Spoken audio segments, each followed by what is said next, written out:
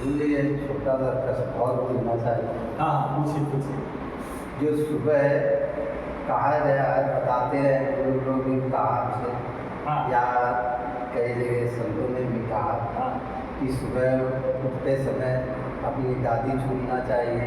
ये छूने से क्या होता है, ये सही है या गलत है? अच्छा इस बारे में आप बता सकते गादी का मतलब है हथेली। हैं? हथेली।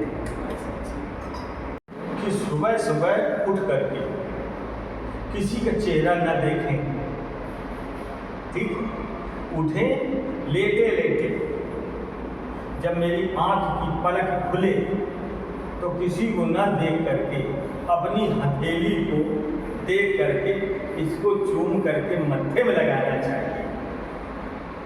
इनका कहना है कि लोगों ने इस प्रकार बात की है कि सुबह उठ करके मत्थे में लगाना चाहिए। ये बात सही है या गलत है? अब सुनिए, मैं अपने अंतःकरण से बोल रहा हूँ। ये न समझना कि मैं कोई किताब पढ़ता हूँ। किताब इसके अंदर है, इसके अंदर स्वाध्याय पूरा विश्व बैठा है। आपके केवल विवेक की जरूरत है कि आखिरकार विवेक में मुझे ये बताया जाए, या आंखों में ये बताया जाए, हृदय में ये, शरीर के रोमा में ये बताया, कान को, नाक को, आप जो भी चीज़ें पूछिए। कबीर साहब ने कहा है कि घट में ही सुमरन करें, घट में ही करतार। करतार का मतलब ईश्वर, इसी में ईश्वर बैठा है। तो मेरा कहना, तुलसीदास ने भी इस चीज़ को कहा कि भक्ति ही जाने हिन्ने कुछ भेदा, उदय हरे सब संभव गेलो, तभी नारायण का उदय होगा। और अगर तुम सोचो जात पात ऊंच नीच भेदभाव, तो आपके अंदर भक्ति नहीं है और आप अधोगत को प्राप्त होंगे। मरने की मैं बात बोल रहा हूँ, इतना ध्यान रखना। तो इनका कहना है सवेरे सवेरे इस गदेली को चूमना चाहिए कि नहीं चूमना चाहिए, सही है या गलत है? अब मेरा जो भाव है उसको सुन लीजिए, छोटा सा भाव है। कभी भी अपनी गदेली को, पंजे को, यानी अपने हाथ के पंजे को कभी भी नहीं चूमना चाहिए। क्यों? इसलिए नहीं चूमना चाहिए क्योंकि इसमें भाग रेखा, जीवन रेखा और कर्म रेखा, तीनों चीजें छपी हैं, मेन है। अच्छी तरह सुन ले, ये मेन बनी है।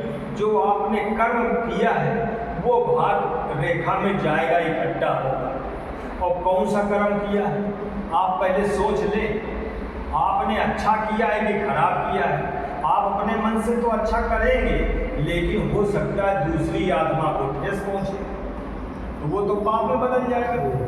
दूसरी आत्मा को कष्ट पहुंचेगा तो वो पाप में बदल जाएगा। वो आप सोच रहे हैं हम अच्छा कर रहे हैं, अपने लिए स्वार्थ, बस स्वार्थ के लिए आप कर रहे हैं। तो इसमें कर्म रेखा जो कर रहे हैं वो तो बनी रही है, लेकिन कर्म तुम्हारे भाग्य रेखा में जुड़ रहे हैं। तो इसमें सीधे सीधे अच्छे कर्म या बुरे कर्म दोनों इस भाग्य रेखा में जुड़े हैं।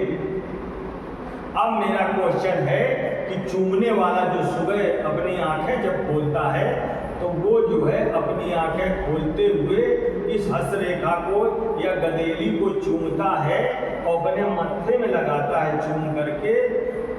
पहले चूमने वाला क्या ये जानता है कि इस भाग्य रेखा में पाप पुण्य छपे हैं या नहीं छपे? अगर पाप छपे हैं, पुण्य भी छपे, हो सकता है कि आप उस दिन पाप को ही चूम रहे हैं। हो सकता है कि आप पाप को ही चूम रहे हो, इसलिए कभी भी हथेली को नहीं चूमना चाहिए। फिर क्या करना चाहिए? अपने माँ बाप के पैर उठ करके सुबह सुबह छूना चाहिए। अपने माँ बाप के पैर हमेशा छूना चाहिए सुबह उठ करके।